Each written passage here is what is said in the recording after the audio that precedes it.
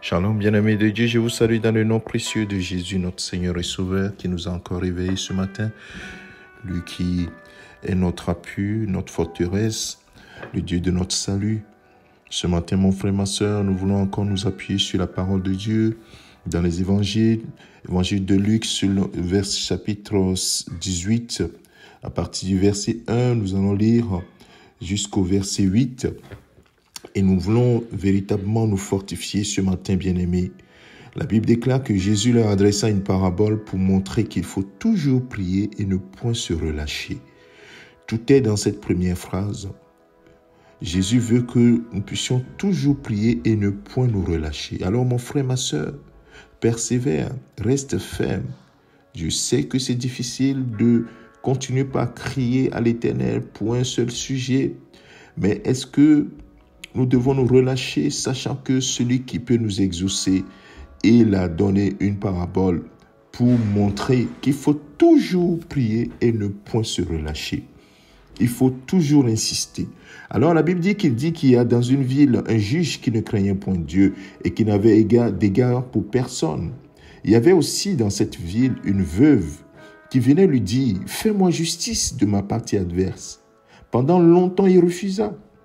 Mais ensuite, il dit en lui-même, quoique je ne craigne point Dieu et que je n'ai d'égard pour personne, néanmoins parce que cette veuve m'importune, je lui ferai justice, afin qu'elle ne vienne pas sans cesse me casser la tête.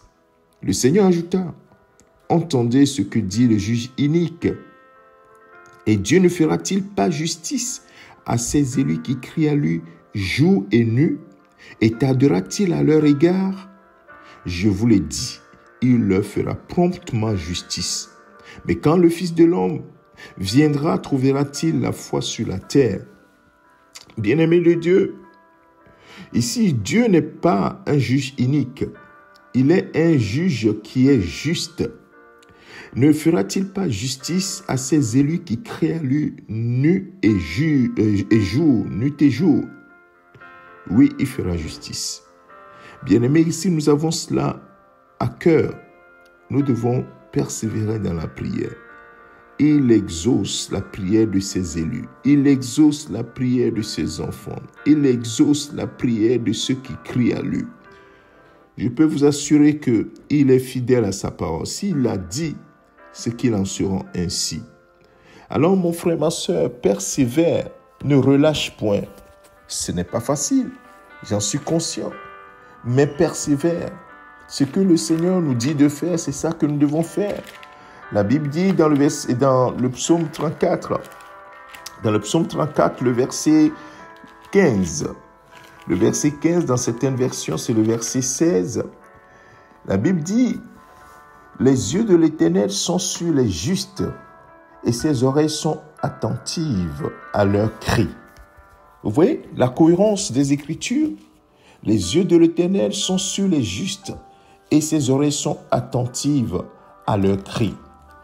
Il dit autre chose qui est presque pareil dans le psaume 123.